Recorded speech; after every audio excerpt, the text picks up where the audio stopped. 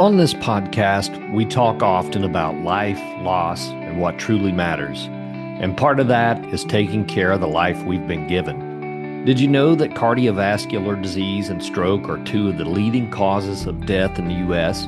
Yet 80% of these can actually be prevented. That's why I've partnered with Lifeline Screening. They offer a package of 4 quick, painless screenings for just $159. It's one appointment at one of over 14,000 locations across the country. No needles, no hospital gowns, no hassle. Just simple tests that can bring peace of mind or provide early detection. Lifeline Screening has already screened more than 10 million people, so don't wait. A simple screening can change the rest of your life. Click the link in my show description to schedule your appointment today. And now for today's episode.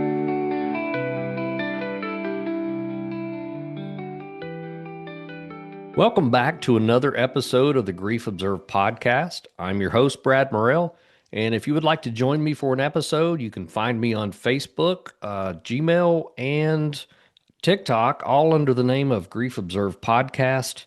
Send me an email, and I will be glad to get you on the show as soon as possible. My guest today is Ksenia Merck, and she is an artist, architect, and creative storyteller. Her latest creative endeavor is Ghost Flower, and this was a joint effort with her and her husband, who is now deceased. And I want to bring her on and just have her tell you this phenomenal story. So, Ksenia, thanks for joining me. Brad, thank you so much for having me and providing this opportunity to tell this really amazing story to you and to your audience. So thank you. Yeah, absolutely. So, why don't you tell the audience a little bit more about who you are? Okay. Well, Ksenia Merck. I'm an architect, 40 years in the industry of architecture, construction, design and construction. I'm an artist as well as now an author of the Ghost Flower Companion Journal.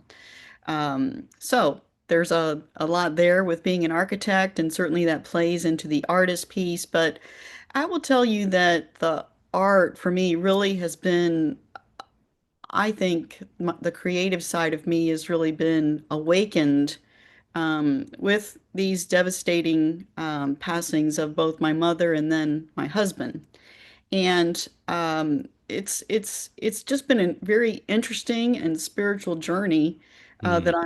that I've been on and that I'm continue to be on, especially now. This is the second year of after his passing, and there's a lot to it, as you progress in these stages of grieving. But in some ways, I'm and still so inspired by this creative force. Yeah. Yeah, and like you stated, having multiple losses, it's way more difficult. It's there's something that we call, of course, new grief, there's old grief, and then there's new old grief, meaning that a new grief may have reignited an old grief. Hmm. There's just so many things to deal with when we're looking at grief, and but certainly when you have multiples close by, and you always hear, deaths come in three, and of course I know it's an old superstition, and but I've seen it more often than not. It's unbelievable. Perhaps I'll need to do a video on TikTok about that, but I don't know if you would call it a phenomenon, but certainly it's more difficult, I think, to learn how to grieve when there's multiples close to each other. Yes. Yes, this is definitely true. So your mother passed away first then? She did. My mother was a World War II veteran. She was born in 1920 in a Hmm. small town in Pennsylvania, Welty Town. That town's not there anymore, I don't think. And she was one of 11 children in her Wow. family. Her dad was a coal miner. I think there were actually 9 children that the first, let's just say she was one of 9. There were 2 that passed early.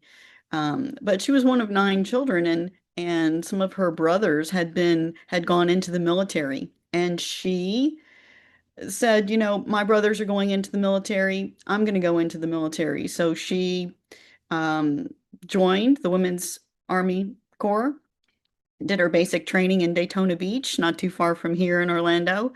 And then she was stationed in Harlingen, Texas. And she was so proud of that military experience and was interviewed several years ago about that experience. And I believe that story is in the Library of Congress through the UCF Special Collections Program. And she talked about that time in America where people really wanted to do something for their country. They wanted to help each other. And she was such a compassionate person. She was worried about the people who were left at home that had to ration their butter and all of these other things. And that to me was so powerful to me that she was making a sacrifice to go into the military, but she was worried about everybody else who was in her hometown and other people that she knew as well. And so she married my dad after the military and had my brother and I very late in life. She lived to 102 and she lived Wow. 14 years with us. So after my dad had passed, and he was a World War II paratrooper, tough guy, that was hard on us. And so my mother lived by herself for a few years, and then I said, my Bill and I both said, "Well, come live with us when you're ready." And so she did. She lived with us for those 14 years, and I was her caregiver along with Bill, and that is, there's a lot to that. Yes, there is. That is a book in itself. That is a book in itself about how to do that and juggle everything else and that journey. She passed in August of 22, and so then going into 23, that was pretty that was a tough year for me, 23. And I think that by the August of 23, September of 23, I was finally starting to really become more human. Hmm. And that's around the time that we found out that Bill had prostate cancer. Hmm. And so then we embarked on that diagnosis. And the initial take on it from the doctors was that this is advanced, but there are treatments that we can do, and we can, they were very positive. So um, maybe I should tell you a little bit about Bill now. Yeah, I was gonna say, now you said that that diagnosis came at the end of It 23? was in 23, Okay. let's say the fall of Fall. 23. Okay. All right. Yes. Yeah, I think we should always honor the life of an individual. So let's talk about who Bill was. So Bill was an incredible person, just an incredible person. He was, obviously for me, he is my twin flame. I, Hmm. I believe we have one soul and two hearts, and that's how strong a bond I have with him. But he was a great leader. He was a visionary.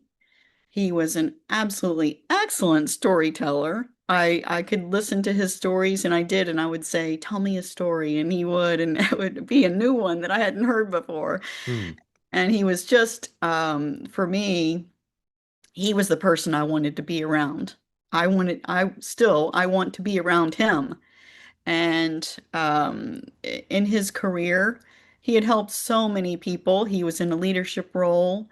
He was in the VP roles at James Madison, William and Mary, UCF. And he was in charge of multiple departments at each location. I say building three campuses because he was instrumental in changing the departments, building them up, but also enhancing and building these campuses while he was there. His career spanned 50 years. Wow. Wow. Incredible person. Yeah. So tell me how you met. We actually met on a project at the College of William and Mary, and he was just excellent to work for. Hmm. Excellent.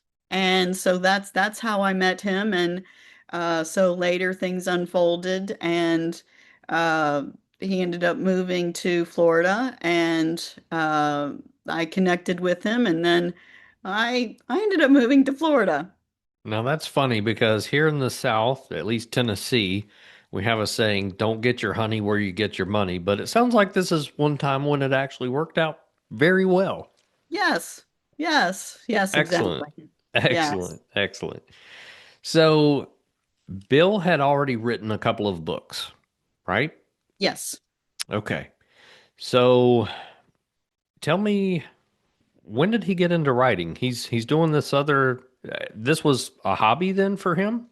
So Bill was always just a great storyteller and a great writer. And so he had written different things over the years.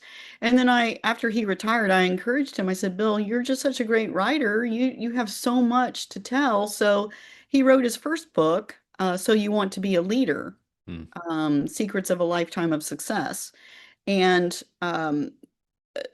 stories within there, but very, as he delivers his message, he's talking to you. He's talking to you. And that Hmm. book, I believe, is good for a person who is starting their career, who is in midpoint of their career, or is even later in their career, because there are so many relevant points that he brings up. And so that was his first book. Okay. And then his second book is Breadcrumbs: Finding a Philosophy of Life. Yeah.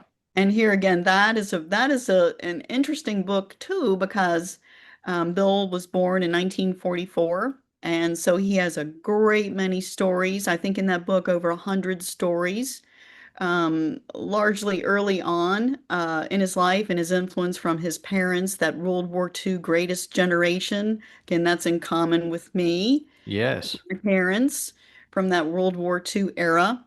But there were also stories of his and influences of his grandparents growing up in South Georgia, and the influences and the takeaways that he uh, got from that. And then he talks about later in his life how he challenged some of those ideas, concepts, beliefs, and found his own path. And that evolved all the way up and through when we were in the hospital. So the purpose of that book was really to inspire the reader to figure out their own philosophy of life. What was their path? What influenced you as a child or in your early childhood, and what still continues to influence you? And how are you thinking about those things that evolve your philosophy about how you do things? So that was his second book. Yeah, that's excellent because one of the questions that I ask my clients very often, and a lot of times I'll ask people that come on this podcast, who are you? Like, do you know deeply who you are? And I think anytime we talk about philosophy and ways of life, you have to know at least where you're headed. And a lot of people are so lost in the woods, but it sounds Hmm. like Bill was very grounded in who he was. Yes. Bill, Bill was solid. He was solid in who he was and his beliefs and his integrity. Mm. Very important for him. How much do you think that, I guess, timing or just background? You said he grew up with a military family as well, and you did. How much of that may have played a role into building his own philosophy about life?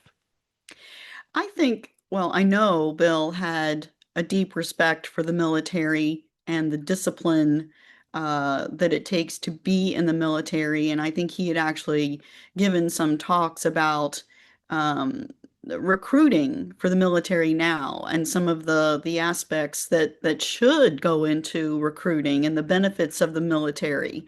Mm, Not just, you know, numerous things such as it's the discipline, but it's also exposure to different aspects and um, challenges and learning opportunities in the military that he really spoke highly of. mm. I want to talk about Ghost Flower, and then we'll probably come back and integrate some themes here. Okay. So tell me what was going on with Ghost Flower, and I guess it was a nearly finished or finished product, but it just wasn't released. Is that correct? Well, uh, Bill wrote Ghost Flower in 2023, and he had given it to his editor the end of 23, and then unfortunately we were in the emergency and in the hospital in early 24. Mm, Um, while we were in the hospital, we we had a lot of ups and downs, and every time we had an up, I was so excited. And so there was one day when he said, I need you to go get a sketch pad, some colored pencils, and my laptop. And we had a call with his editor. He was uh, writing some comments back to her and wanted some specific things done in the book. And then he sketched out various things that he wanted on the cover. And the plan was that all along I would paint the cover.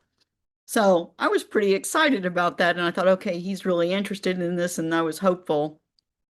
Um, and so things took a turn for the not so good after that. But Ghost Flower is a book that's set in the future that requires time travel to go to 1585 to plant clues for a cure that would be used in the future to fight a major pandemic.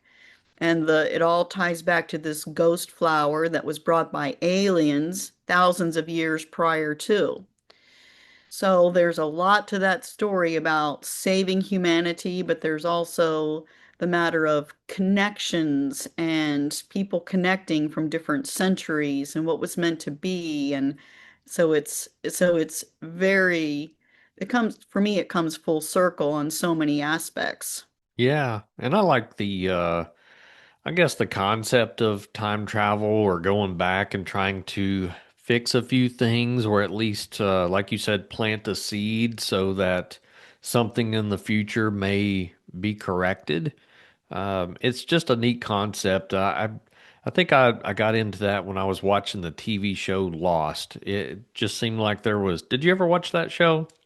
I didn't. I will tell you that Bill was he was always interested in, and I love the stars too. We would love to, go outside and look at the stars, go to the southwest, travel to the southwest to look at the stars, especially the night sky communities. But he was always interested in, you know, is this the only universe? He was always saying, I think there's more out there that we don't even comprehend, that we don't know. And Hmm. so um, he went after that book. He went after that book, and it was fluid because I've gone through, and we would talk every night about it, about what he was writing and the different storylines, but it was really fluid for him that Hmm. it was just really flowed. Let me dial it back to Bill for just a second because you're talking about here he's spending a lot of time in the hospital, but yet he felt a great importance to get this book finished, it sounds like. Tell me Yes. about that. Well, um, we were in the hospital for 2.5 months, and it was a roller coaster. We both had PTSD from it. But he was adamant about publishing this book. He really wanted that done. And he said to me, I really want this published. I am his partner. And so this was a very serious, I feel, a soul contract that we would do this. Hmm. And, but he was adamant that it be published. He felt very strongly about it. Wow. Wow.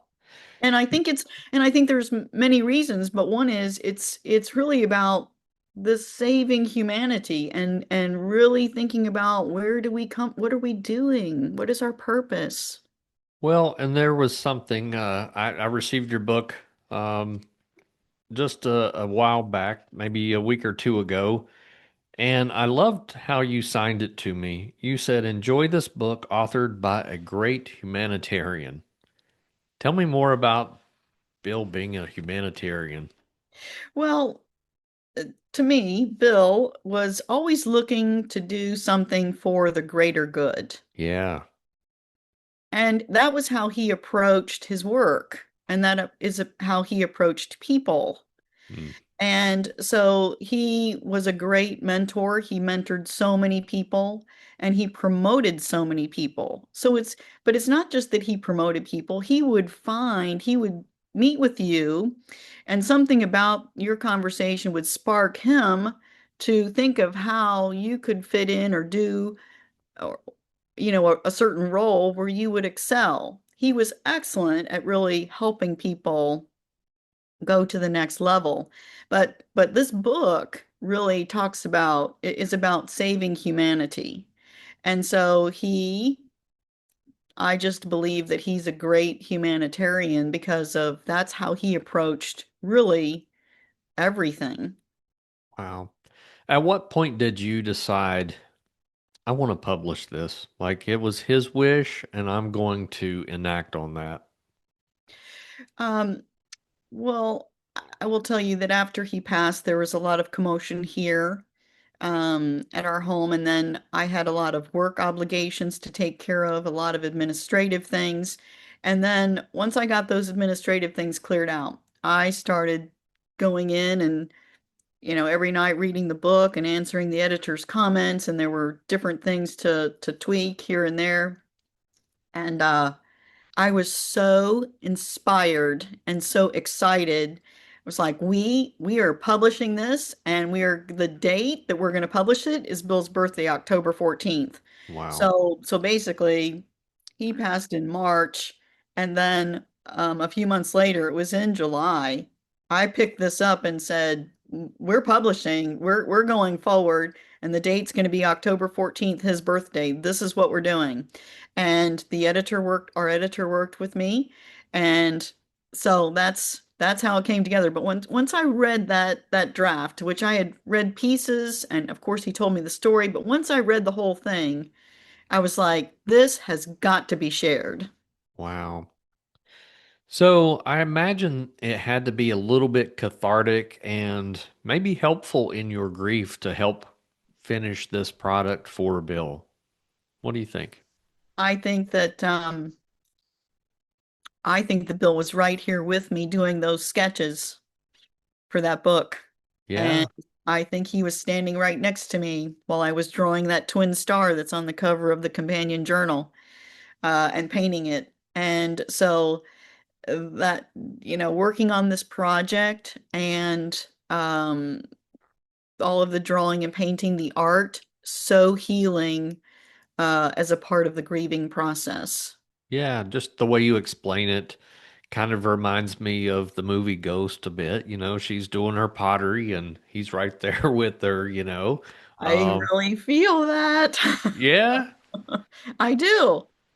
yeah, that's I that's really awesome. feel that. Hmm. Well, um, tell me more about your companion journal because you finished Bill's product. It went out. Did you put your companion journal out at the exact same time, or did it come later? It came later. So Okay. we published Bill's book October 14th, his birthday, and then um, during this whole process of the editing process, there was also the sketching process. Um, I decided to do some vignettes for the chapter headings, and that really progressed. There were more sketches, more sketches. So I was up to 44 sketches, plus the paintings that I had done for the backgrounds, the cover. And so I was seeing and drawing things that were connecting certain sketches together. And so after the book was published, I wanted to do the companion journal to really show how maybe if you, the reader, see the sketches, how like sketches flow together, and some of the connections. And so I put the journal together with, if you will, insider information about what inspired me to draw each sketch, Yeah. some of the personal aspects that were woven in there, and some of the connections to other sketches. But then also, it was important to tie those sketches that are reflected in the book for certain chapters back to the chapters with pertinent spiritual and philosophical questions for you, the readers, to journal about. And these are questions that I think were important to Bill too, just as we talked earlier about the, this universe, other universes. Where do we come from? This is all the core of what's in that journal that asks the reader those questions Mm. that ties back to the chapters. So I'm going to take a stab at this and state that the illustration that means the most may be that double star on the front cover for you, or is there one that has maybe more of an emotional charge for you than this one? That one, that one I love. That twin star is Yeah, really that one soul in the center and two hearts. That's what that is to me. So that's to me what that represents. I was going to say symbolic of you and Bill. Yes, absolutely. All right, all right. That is what that is. Excellent. I, I would probably say the next one after that is Shakespeare. Okay, okay.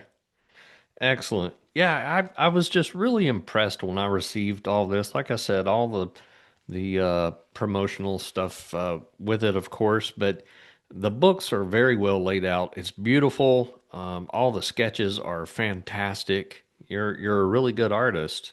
Well, thank So, when did you. you start drawing?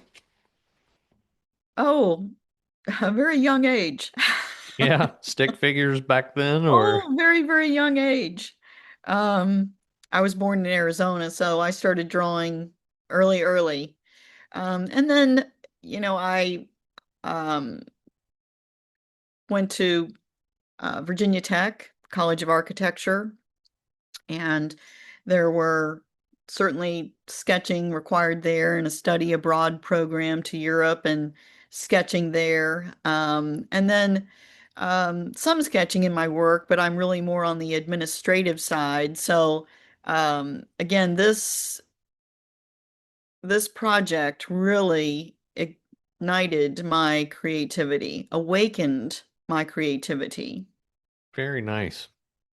So, whenever you completed this, did you feel like Bill's legacy, if you will, was able to shine, or and are you creating your own legacy through this? Well, I think it's both. Okay, I think it's both because I think that certainly it's so important for me to honor Bill's legacy. I believe he shines in all three of his books, and I believe the journal is a way to really complement that Ghost Flower book, which is hugely important for me. But I'm inspired now to write too, um, mm, with our mission at Merck II Press, which is really to, awaken that creativity. And I think our thinking has been activated by these projects as well. So that's my goal in the future of Merck II Press, and I am writing now, so there will be more. excellent. I'm going to ask you a very unfair question because I hate to put words in someone else's mouth who can't really speak for themselves. But what do you think Bill would say about you carrying on like this and writing the companion journal and just really bringing his name to the public eye in what he did. What do you think about all that? What would he I say? I think he likes it Yeah. because I think my creativity is awakened, that there's now a purpose. I think that this whole process has awakened and activated creativity, thinking, and I have a purpose now that is really important Hmm. to me, Yeah. and I'm excited about it. And so I think he says, yes, go for it. Yeah. I'm going to turn the wheel back over to grief for just a second. Okay. Do you feel like your grief has changed your thoughts in even your artistic expressions? Like, would you have drawn this differently if Bill were still here? That may be the question. That is a really interesting question because I I'm not sure how I would have done this if Bill were here. I'm not sure how I would have done it, but because this really it was like a spark. It awakened me, Hmm. something that was dormant. And um I I don't know. I don't know how it would have been, but I Sure. can tell you that right now, um, I'm surprised at some of the things that I have done. And so that's why I keep saying that this thinking is activated and this awakening, because I'm surprised at some of the things I've just done. I'm going to go with your twin flame analogy here for a second. What was your favorite parts of Bill's writing in Ghost Flower? What was your favorite part of how that, I guess, your art mingled into that? And then can you see how your lives are, I guess, entwined in that together? Well, um, the favorite part for me of Ghost Flower is the love story that is the main love story. There are multiple love stories in the book. So that book is packed with, time travel, action, adventure, but there's also love stories. And so for me, the love story, is my favorite part of the book. Excellent. When you think about loving someone who is absent, how do you, how would you describe that now on a personal level? You know, I didn't think it was possible, but I really think that I love Bill more now. Hmm. And I think it's because I feel him here guiding me and helping me through this. And that is the bond that we have. And I know I am a very fortunate person to have that. I know I am. Hmm. You seem still curious about what life has to offer, but obviously it seems like you're keeping Bill a very strong part of that. You know, you're talking about a future writing or future book. Um, I don't know if I should ask yet. Can you reveal anything about what you plan on writing in the future, or is it still in the works to we got to keep it hush hush? I will tell you it's in the works. But there's so many I'm writing, I've been doing a lot of journaling and there's so many different topics. But grieving and some of the aspects of grieving is certainly uh, an area that I'm writing about. And there are other things too. And certainly the art is healing. Hmm. So those are all topics that I'm writing on. There's a lot of people in my field that do art therapy. It's not one of my specialties, but every once in a while I'll have somebody maybe draw. Like there's one part of psychology where you have someone draw a person, a house, and a tree. And you can tell so much about a person just by them drawing those three things or painting those three things. Mm, Um, I don't know. I feel like art therapy is very, very underrated because I think that's how we express ourselves is through art, whether it's through drawing or painting, or as you can see, I'm in my music studio, mhm, writing a song. My best friend passed away 14 years ago, and we wrote 6 songs together. And there were a couple that I'm still finishing today, 14 years later, because I just didn't know how to finish them back then. mhm. How much of your art do you think is waiting to just explode? I think, well, I know there's a new wave that's inspired, and it's with different media. And so this is where, I'm experimenting with different things. And so that's what's exciting to me about the art. But the art for me has been very, very healing. Um, and there are a lot of reasons for that. One is when I was drawing those sketches, I was very focused on those sketches, and I those were moments of definite connection with Bill. And so that was really very healing to me. Hmm. Yeah, I was wondering if there was any time where you had to actually step away or take a break for a day or two just to recompose or reconfigure thoughts while you were actually making some of these drawings. Well, yes, I did do some traveling during that time.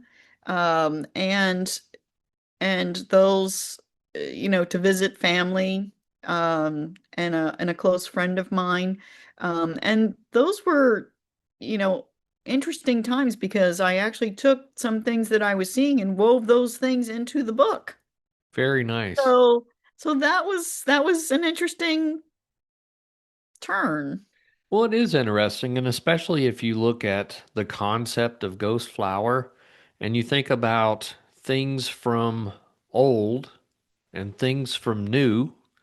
And that's kind of what you were doing in real time, right? You were working on something that was in the works for a long time, but you were Mm-hmm. drawing things out of your present and things that you wouldn't have seen had you not gone on travels or things of that nature. So I Mm-hmm. think that's really a neat thing to look at it, how not only the theme in the book, but how it was playing out in real time in your own life. Yes. And that just, adds to the for me, um, adds the extra special feeling I have for this project. Yeah. What do you think you would want future generations to know about Bill, about you, and about this work that it seems like still continues together? Um, I think for people to know about Bill is that he's a great humanitarian and a great storyteller, but for the purpose, for the purpose, all of this of helping people. Hmm. And that's what I see future projects in our Merck to Press doing is, the next step of what I'm writing. It's all geared towards each book has a different um, direction, but all of them have the same direction of helping people. You spoke of healing. Do you feel like continuing his work is continuing to help you heal through this process? Absolutely.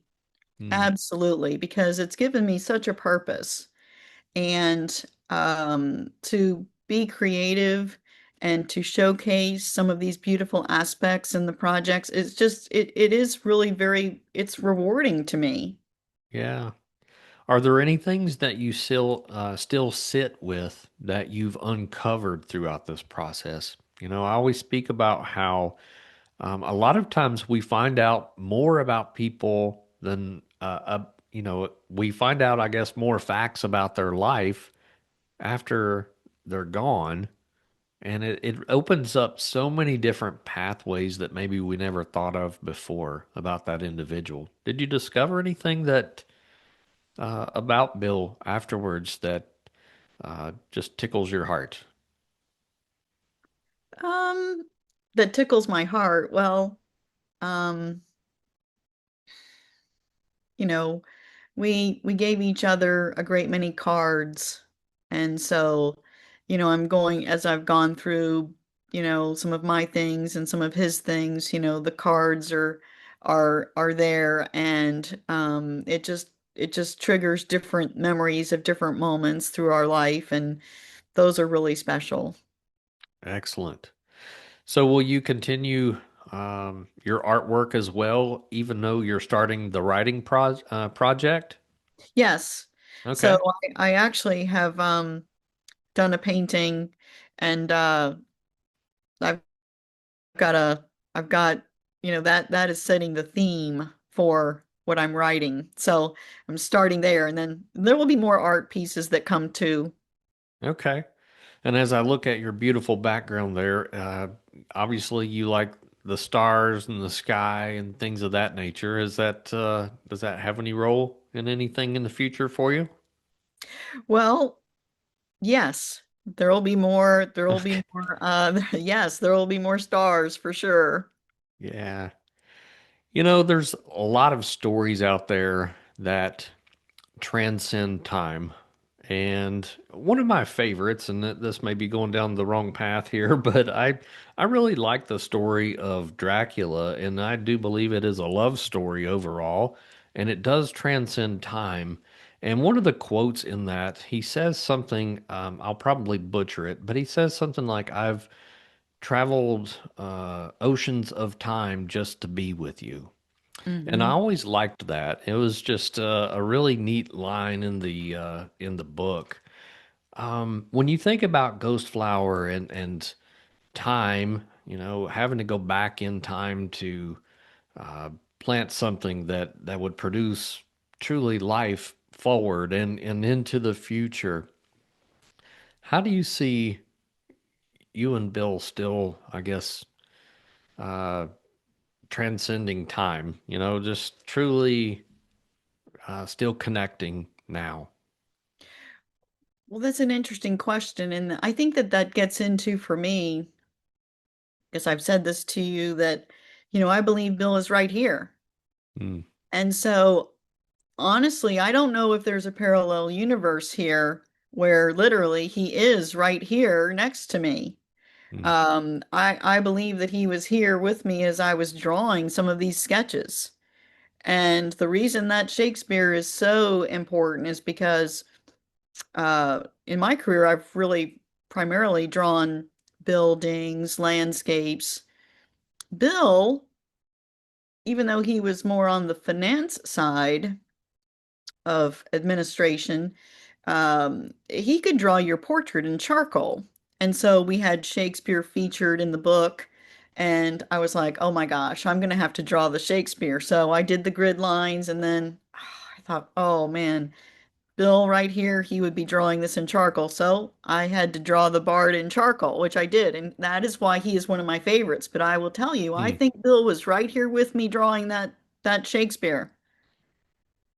And so I don't know if there's this parallel universe that's happening. I don't know if time, loops back around. I'm really interested in that. And of course, time travel, but I know I will be connecting. I feel connected with Bill right now, but I think there will be more connections in the future. Yeah. So if you could have a time machine, certainly I always think Back to the Future and having a DeLorean and hitting 88 miles an hour and what day would I go back to in my past? And honestly, I've had a lot of good days in my past. I don't know where I would take that time machine, but Hmm. where would you go? Wow, that's an interesting question. I don't know that I've really thought through that, but um, I don't know. There's something about Victorian times that for me, um, I migrate to. I migrate to a lot of furniture that was in the 1800s. And so I think it would be someplace in the 1800s for me. Yeah, yeah, that was a very, very interesting time. In fact, on this podcast, I've had a professor come on and speak about the Victorian era and grieving and mourning during that time period. Just a very unique period of time for sure. Mm-hmm. Mm-hmm. So I found a lot of their mourning and grieving rituals were just so unique, you know. Mm-hmm. Hair lockets being probably my favorite, and that goes down Mm-hmm. the art avenue.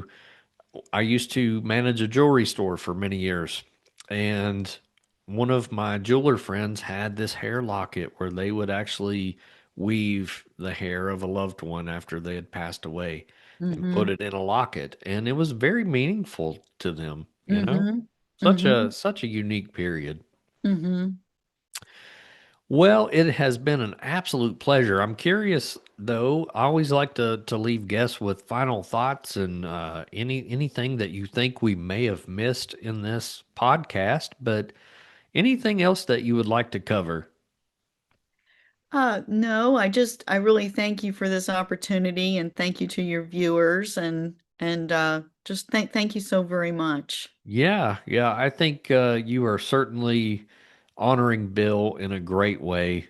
As I had spoke of before in the podcast or before the podcast, I've not been able to start reading the book, and I certainly apologize. I have thumbed through it to see some themes and things, and it looks super interesting. I definitely encourage everyone listening to go out and buy a copy. Where can they get this? Obviously, I would imagine Amazon. Yes. And then if you go there are links also on our website for all of the books, and that's Merck II Press, merckiipress.com. And you'll find information about Bill there as well, and some of the background on our mission for Merck II Press, um, highlighting some of these aspects. Okay. I will definitely put that in the show description for everybody to click on. And certainly, I look forward to your book in the future and seeing more of your beautiful artwork. So Well, you will. This would be great. I look forward to excellent. our We'll bring next. you back for episode 2, right? Well, that would be wonderful. That would be wonderful. Thank you. Yeah, yeah. Well, thank you so much for being here. We appreciate you. Thank you. I appreciate you too. And listeners, thanks for tuning in to another episode here at Grief Observed Podcast. I hope you do pick up this book and the companion journal. I will put her information in the show description, and we will catch you on the next episode. Have a great day, everyone.